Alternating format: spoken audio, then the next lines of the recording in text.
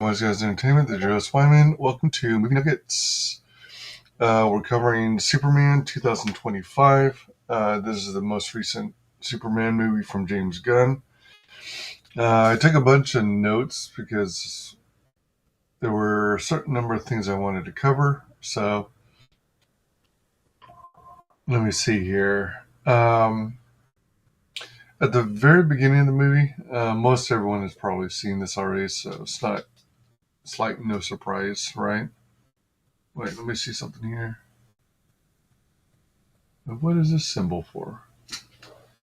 Swap? Random? Stream redirect. Currently streaming to Rumbles on all platforms. Locals. Oh, okay. Oh, interesting. Okay. Anyway, sorry for the distraction. Um, like I said, I'm going to go based off of notes because I took a bunch of things I wanted to notes on a bunch of things I wanted to cover. Most everyone has probably seen it by now if they're going to go see it. I did eventually see it in theaters, and oddly enough, I thought it was okay. Um, kind of like a meh rating. Um, although I'm glad I did see it in theaters. I probably would have been just as happy watching it on streaming, and I did get an opportunity to catch it. Uh, excuse me, sorry. I'm trying to do this freaking movie marathon, and I'm also doing it while trying to avoid food coma and also trying to pull an all-nighter. Oddly enough, I think I kind of wasted some of my weekend, so I'm trying to make up for it. Um, all right. Anyway, so Superman 2025 from James Gunn. The very beginning of the movie, it has not so much a screen crawl, but it says like was it three 30 years ago such and such happened, 3 years ago such and such happened, 3 months ago, and then 3 days ago and 3 hours ago, something like that. So it basically had a little descriptor after each and summarized the what kinds of key events happened. And it was an interesting way of adding exposition. So you didn't have to go over the whole Superman origin story all over again, which was kind of cool. It was interesting. It's definitely a different way to handle it. At the beginning of the movie, you see Superman hitting the Antarctic snow where the Fortress of Solitude resides. And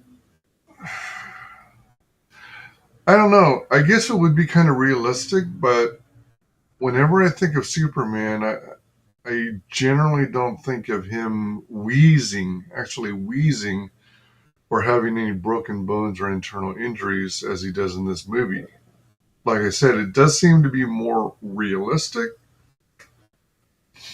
And I suppose even on Krypton, he's humanoid, so perhaps he'd have similarly humanoid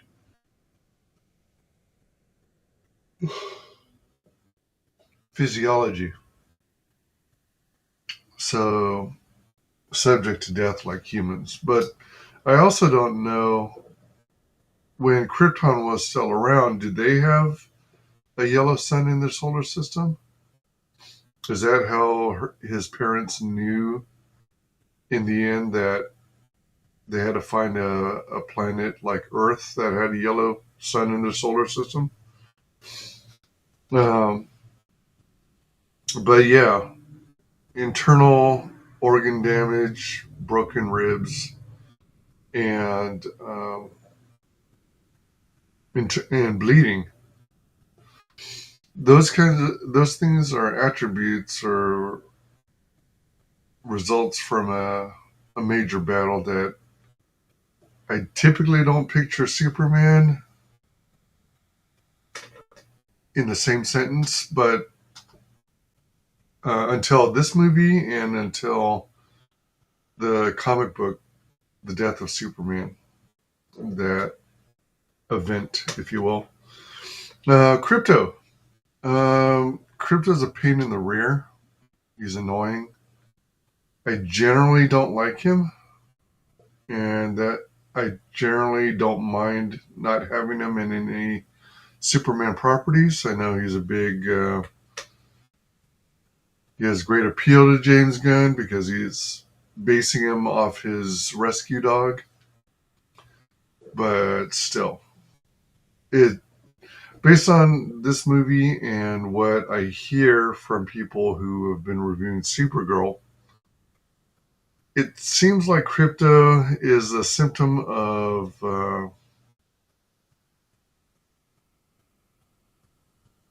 an unwillingness to train your dog. Because although I understand he definitely embraces the playtime aspects of dogs, he's not. He definitely acts as though he's not ever been trained. So I guess if it's technically Supergirl's dog, then she never is willing to train her dog. Um, so that's something. Fortress of Solitude. So freaking cool how it comes out of the ground. Comes out of the snow. Again, it's in the Antarctic.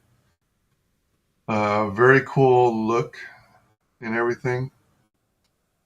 Let me see.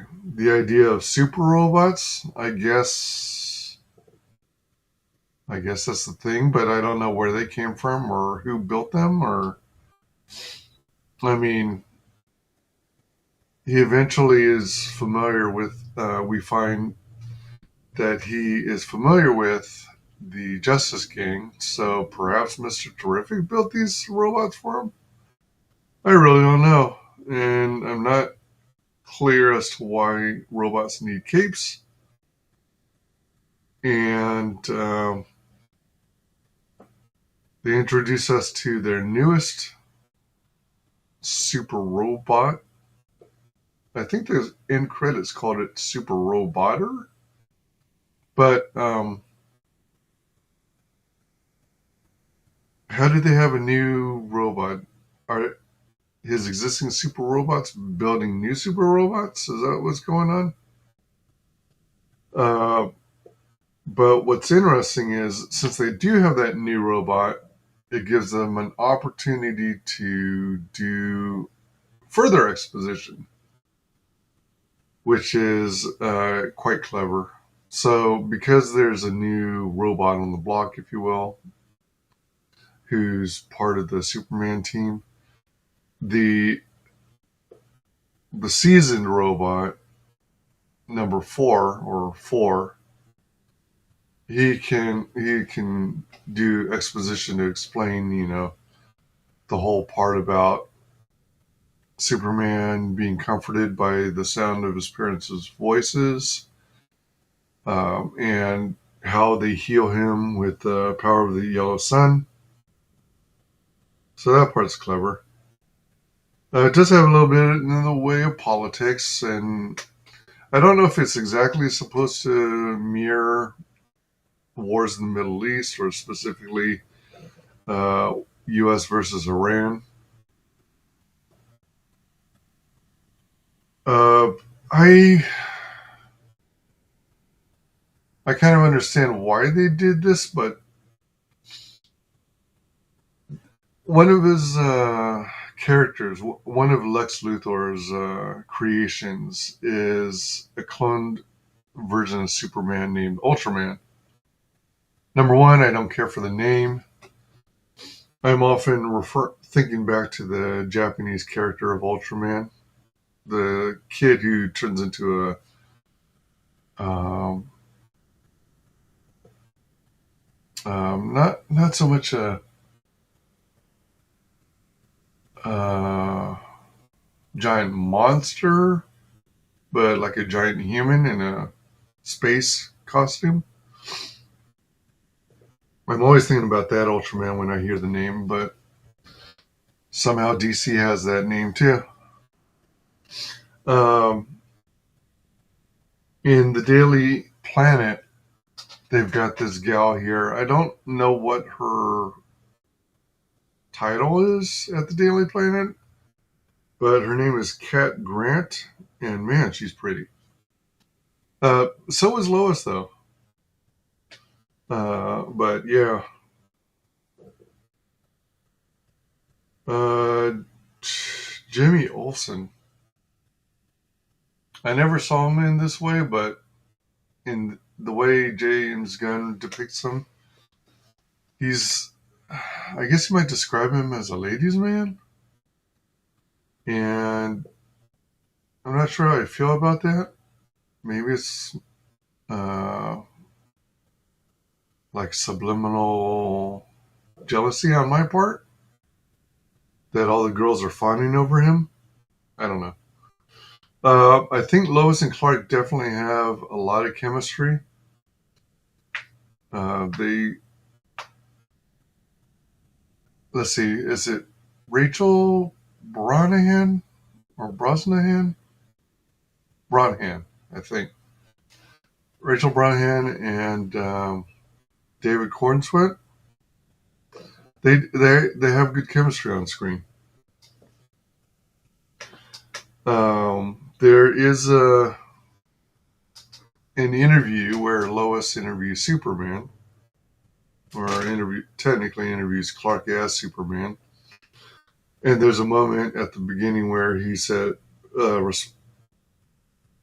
at the start, he responds to her saying Ms. Lane, which is like a nod to the original uh, Donner's and Christopher Reeve Superman, which was nice. Kind of a throwback. Something I didn't particularly care for was during the interview how Superman let his temper rise and get out of control, and he started raising his voice and getting louder and louder. And maybe you could explain it away by saying that he is still pretty new to the superhero business. I guess he described this as maybe being his second or third year into being Superman and protecting the planet. But I don't know. I just didn't like, or I didn't think that was very becoming of Superman and his character, the way I think of him.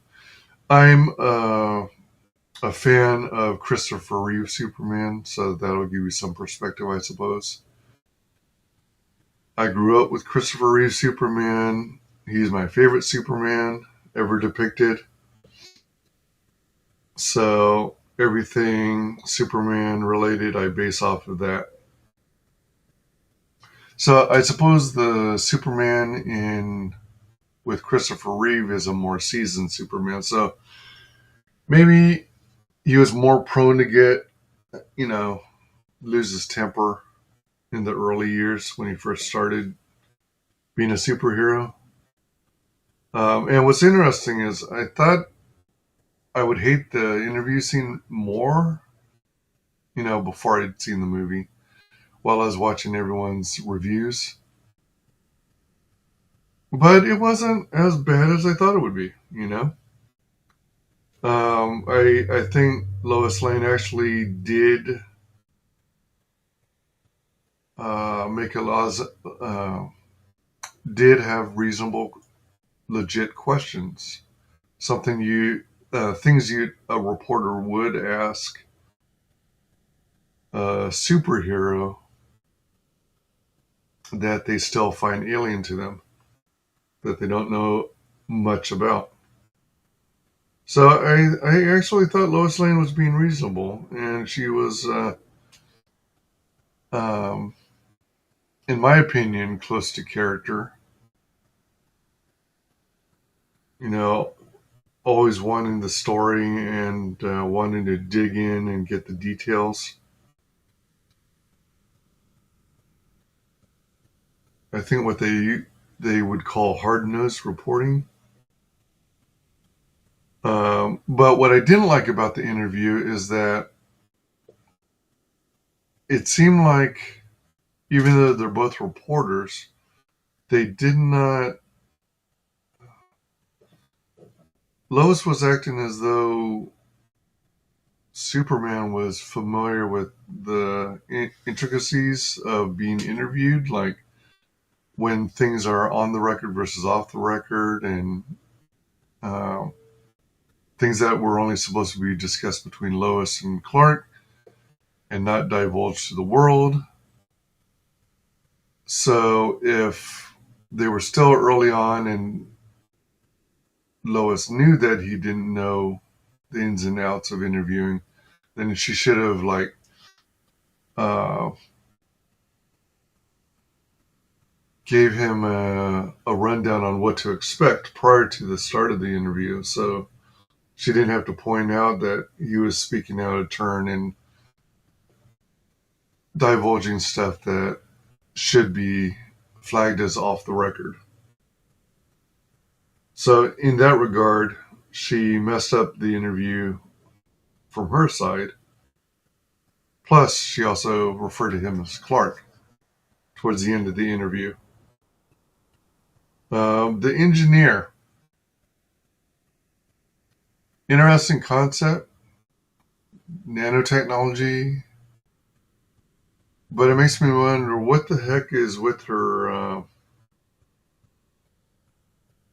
Uh, she's got a humanoid face, and I guess she was human, and then she let herself be experimented on, or was a guinea pig test subject for this nanotechnology project because she has some kind of hatred for metahumans.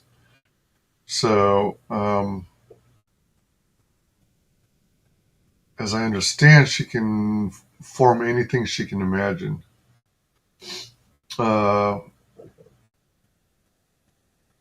and During the Battle of the Fortress, she. Well, hold on. Yeah. Um, During the Battle in the Fortress, she goes to attack the Superman droids. And she does some cool uh, attacks with, hands that turn into circular saw blades. But then she returns to her regular hands, does a forward flip handstand thing. But then while she's upside down, her head moves to the top, her legs turn into her arms, and her arms turn into her legs. So it seems like a wasted motion, you know? I know it was probably meant to look cool, but it was bizarre and didn't seem practical or make sense. Um, I was kind of perturbed that Lex somehow was able to find the Fortress of Solitude so easily and get it to raise up. So, oh, I think I might know finally. All right, so previously the engineer was trying to track down the location of the Fortress of Solitude. Well, Superman was fighting the Hammer of Bravia, basically Ultraman inside of an armored suit. Um, so she was in Antarctica as is. I mean, she wasn't wearing any extra clothing, gear, warm garb. So I was wondering, I was going to bring this up later, but it dawned on me that Antarctica's got to be cold as hell. So wouldn't her face at the very least get extremely cold and frostbitten? But she was out there in the snow for a good minute or more.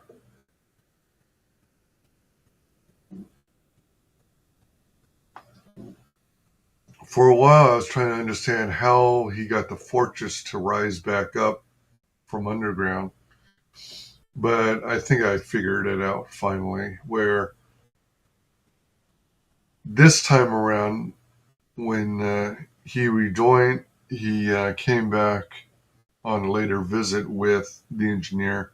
This time he brought with him Ultraman, and Ultraman being coded with Superman's DNA because he's a clone of Superman. The Fortress of Solitude, I imagine, detected the sense of his DNA nearby. So that's what caused it to rise. And then that's what caused the front door to open so easily. So, yeah, I guess that's what it was. All right. Later, while they're hacking into Superman's Fortress of Solitude computer, Lex arranges for a distraction on the city of Metropolis. And that is basically some creature. I don't know where they found it, but it starts off pretty small, like the size of a small, medium dog. And he kind of resembles Stitch from Lilo and Stitch, you know? Kind of like that. That's what it always reminds me of. Excuse me. And something about it makes it grow. So I don't know if they use some kind of shrink ray that Lex designed, and then without exposure to the shrink ray, it grows on its own at exponential rate, or what. But it turns into a giant kaiju that reminds me of Stitch. The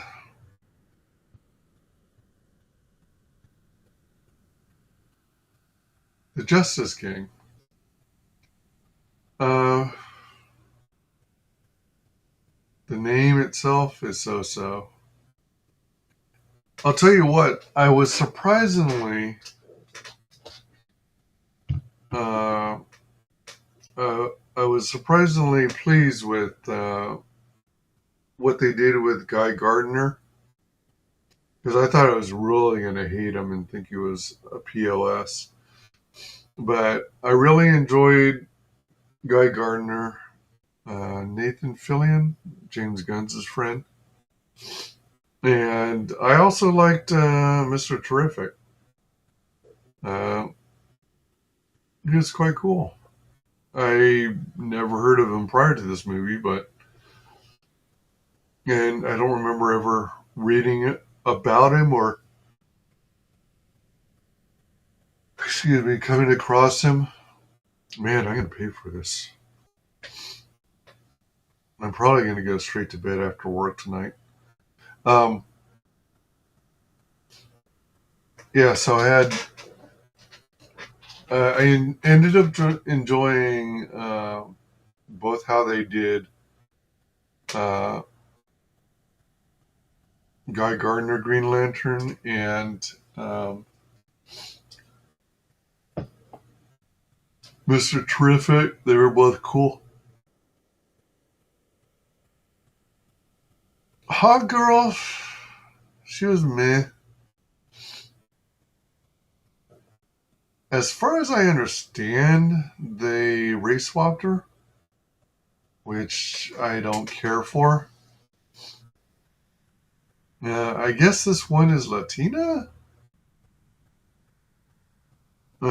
Anyway, um, I was kind of. I also got tired of her screams and stuff. I liked when she used her mace. I liked her flying around, but I I didn't care for her that much.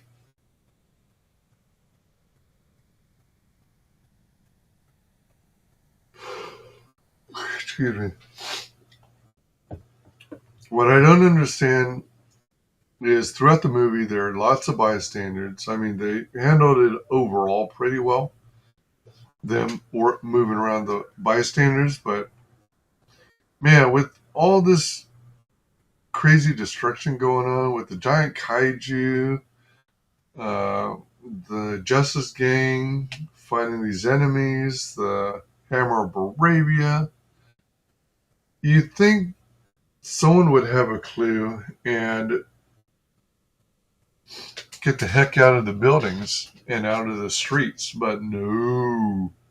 Everyone just stays where they are, expecting it to be safe to be a looky loo. Um, yeah, Superman saving people, that was overall pretty decent. He even saves a squirrel, so apparently he values all life. I just hope he doesn't go around saving mosquitoes, because man, we could do with less of those. Um, and less fleas and ticks and rodents and stuff like that. Several of those are bloodsuckers, coincidentally. Um, you can probably tell I hate bloodsuckers. Yeah, so it was learned later on that the recording that Superman listens to of his Kryptonian parents had a portion that was lost to the message towards the end, and in effect, uh, supposedly, allegedly, he is he was sent to Earth because the people are supposed to be simple, and he's supposed to rule over the planet, take on as many wives as he can to make a harem. Um, and there are perspectives on both sides that make sense. One, well, initially I was in the camp who thought that it was doctored by Lex Luthor. But from what I've been hearing from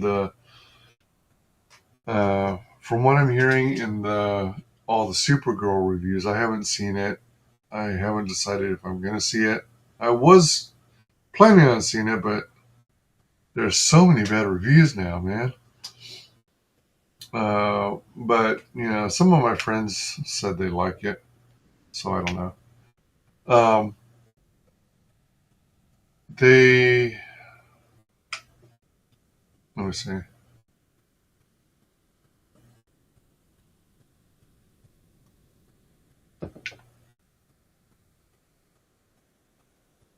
From what I hear about Supergirl, they double down on that Superman was sent to Earth to rule and repopulate the Kryptonian lineage and have a harem and so on and so forth. Although it kind of adds an interesting twist to the whole thing, and there's the other side that says, it would make sense for an alien species like that to send that kind of message because if the planet's gonna explode, then you want to somehow carry on the existence of Krypton, right? So you need Kryptonians, and to get Kryptonians, you got to reproduce, and so on and so forth. So I don't know. I'm kind of mixed. Part of me understands how that could be plausible. The other part always wants Superman to be good in every way. Very positive, hopeful, and virtuous. But anyway, regarding that last part of the message, the Lex Luthor makes claims that they've already had like 30 or 50 linguists and forensics people, and everyone came to the same conclusion that that's exactly what the last part of the message read. And even Mr. Terrific agrees with that. I would have thought Mr. Terrific, based on his attitude overall, that he would question everything and want to look at it firsthand himself before he came to that such a conclusion, uh, as opposed to just going and believing the news and Lex and so on and so forth. So that was kind of odd to me, and not to mention, would you have that many places that could decipher Kryptonian? I don't know. Let's see here.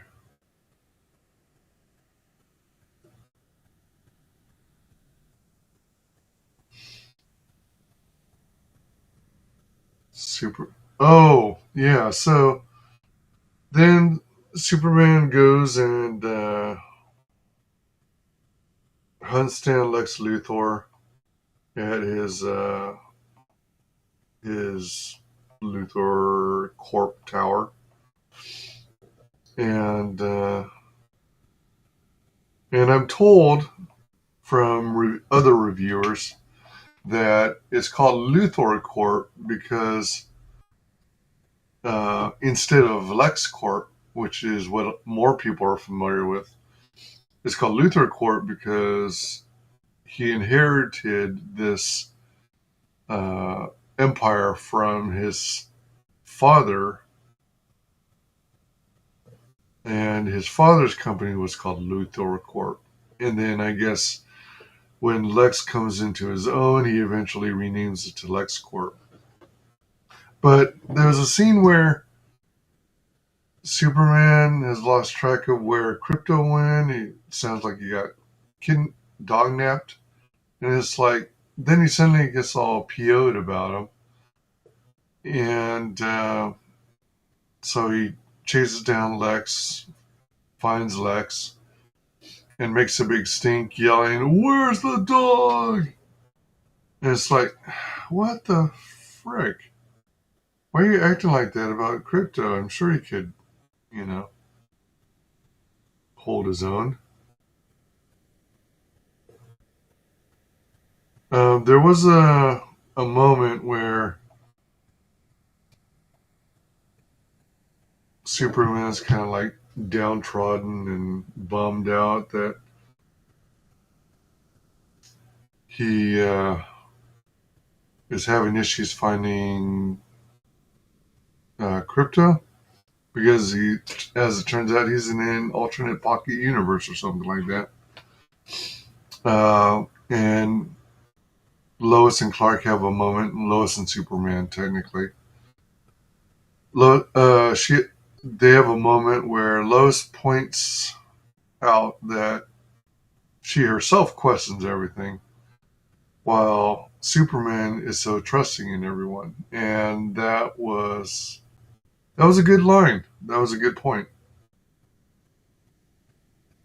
Oh man, the part about the monkeys in this fucking universe and them spamming hate comments like trolls to denigrate Superman's character.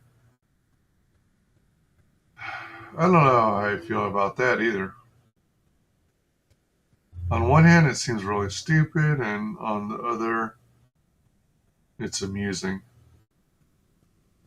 But at the same time, I think they're making fun of the fandoms, making fun of us. Saying that we're so-called toxic and that we're just a bunch of monkeys behind keyboards.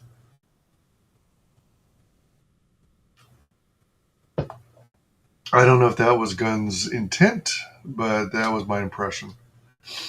Um, Before I forget, I think I missed it earlier.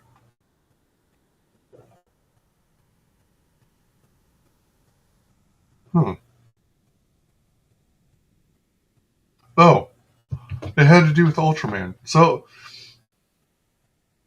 Lex Luthor, over the years, since Superman's introduction, has studied every one of Superman's moves and attacks and has developed counters for them. And that's all fine and good. But what I thought was ridiculous is he had a bunch of people at terminals, and it was like he'd rattle off a command, alphanumeric code, to a person,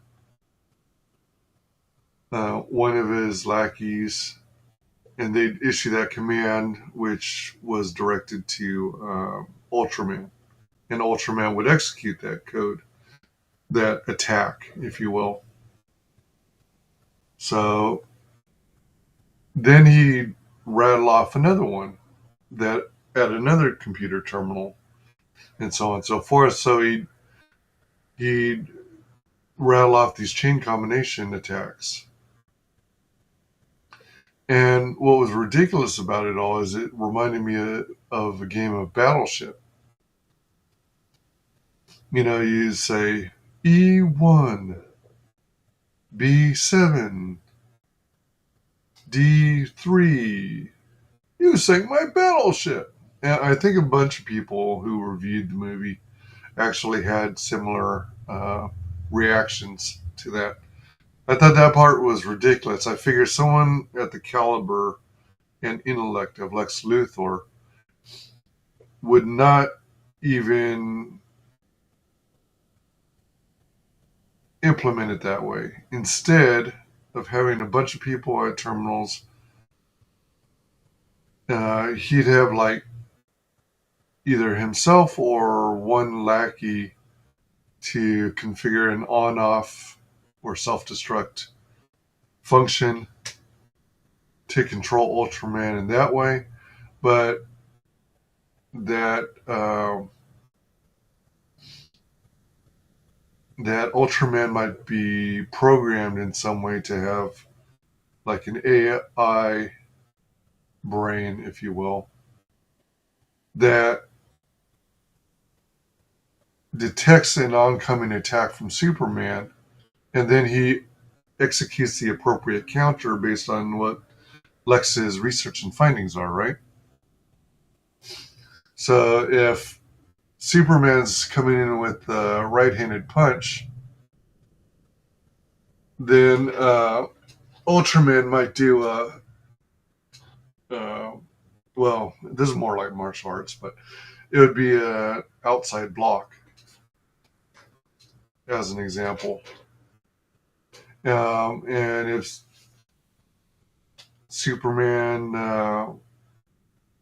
does like a haymaker kind of punch, then you duck and maybe try um, a punch to the kidneys or an uppercut or something like that. So I basically think Lex could have streamlined his operations and not had a human being operator for each in every command. Like, how inefficient is that? Not only is he calling off the shots, but it was kind of weird. Like, how do you describe it? It's like when you're a coach, I guess, of a team, and you're like massaging the player's shoulders when when you're because you're all part of a team, right? It was just awkward, you know. And I get after they are successful, they celebrate and cheer and give each other attaboys and whatnot. Um, Element Man, I think he was supposed to be called Elemental Man, but the movie gave him a more generic name. I don't know why. Uh, Wait, is his character name in the comics Elemental Man? It might be different than Elemental Man, but in the movie, I think they called him Element Man, which was bland and generic. My big question about him was how did Lex find him? And also, how did Element Man figure out how to simulate kryptonite? I can understand the whole thing about simulating the yellow sun, but I suppose if off screen Lex Luthor somehow was able to analyze the ingredients of kryptonite and then relayed that to Element Man, that's how he learned how to simulate kryptonite. I don't know. There's kind of I guess, an Easter egg. The place where the Justice Gang hang out is actually called the Hall of Justice, which is pretty cool.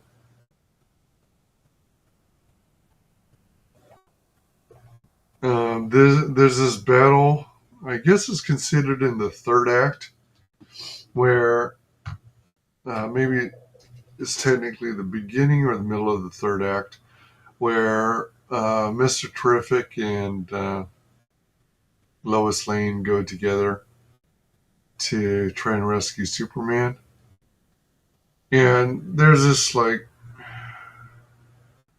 one of those song montagey things that James Gunn is known for, uh, where there's all this action all about, and there's music in the background, some song. I don't know if this entire soundtrack is supposed to be technically punk rock, but punk rock was apparently one of the themes, I guess, of the movie, defining what punk rock is. Um, but Mr. Terrific had this cool fight scene against lots of enemies. Um,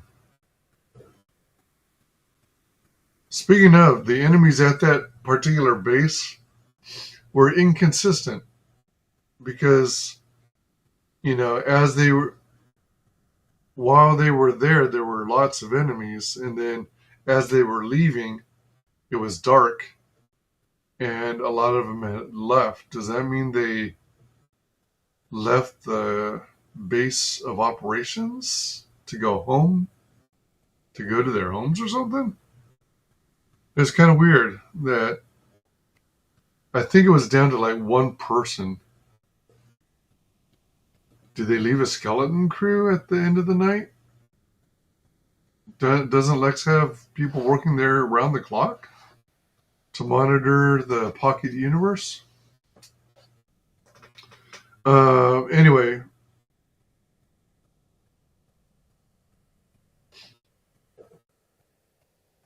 Lois Lane was incredibly impressed during that action scene with Mr. Terrific. And I have to agree with one of the reviewers I seen for Superman, and they said it seemed like Lois was far more impressed by the the fighting Mr. Terrific does versus what Superman does, which I thought was kind of odd, an odd thing. Almost like she was fangirling over Mr. Terrific. I don't know. Uh, Towards the end, Superman and Lex are together, and then Superman goes into this like a monologue of sorts, where he takes some time to explain to Lex Luthor why he he's always trying to become or be as human as he possibly can. He's not out there to do bad deeds. He makes mistakes, and the fact that you make mistakes but you keep trying is a aspect of being human, and that's something he respects about humans. And it was just kind of awkward. Superman doing a monologue. Um, During the end credit scene, there was the when they displayed the initial end credits. The who starred in it. They did the outline of the letters, which was very reminiscent of the first Superman movie, which was a nice nod or hat tip to them. Uh, it was pretty cool.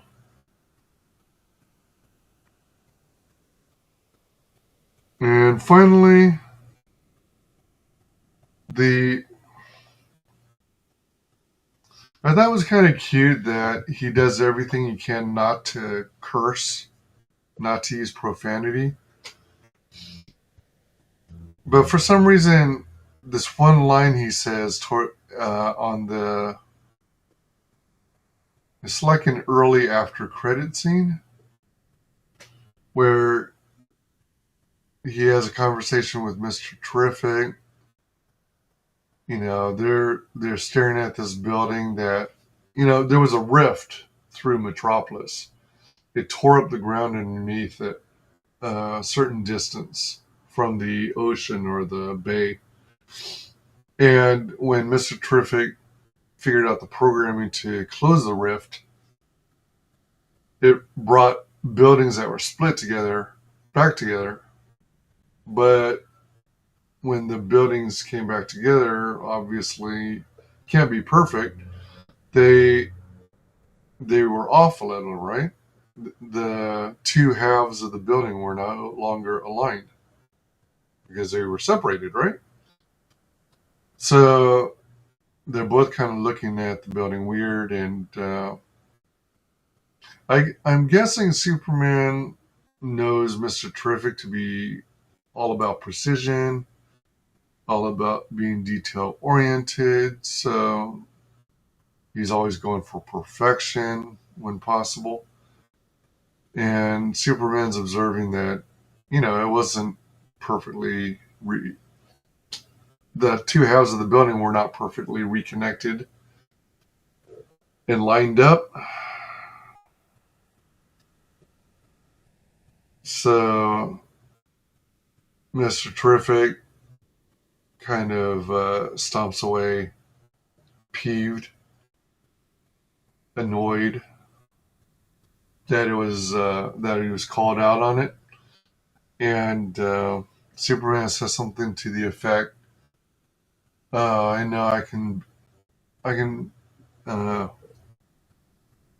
I can be such a jerk sometimes." That I don't know if it so much rubbed me the wrong way. It just feels weird. That kind of phrase just seems so weird coming out of Superman's mouth, in my view. Um, Overall, was I entertained? More or less, yeah. Um, I did think it was overall kind of a meh level movie, despite being entertained. I have my nitpicks about it, as you've heard. Um, would I watch it again? Yeah. This is actually my second time. It almost was my third time, but the middle time, or number two, I fell asleep during it. I think it was because I was already lacking sleep, and I was probably trying to pull an all-nighter then, so I screwed up twofold. So I was super tired, and no pun intended, and I passed out shortly into the movie. But this time, I managed to watch the whole thing, despite still being tired. It worked this time. But like I said, I'm going to be paying for it. And that's why I need to try and catch up tonight. Anywho, I want to thank you for joining me for today's movie nuggets. I mistakenly uploaded my other movie nugget movies from earlier this morning to my other Rumble account. I don't know if it's technically visible, but I'm trying to figure out how to move it to this channel where I'm uploading all my gaming content. So I'll try and get that moved over ASAP. Until then, I might have to make that other account visible because I think I hid it. All right. Well, thank you very much for joining me for Movie Nuggets, and we'll see you on the next one. Take it easy now. Bye.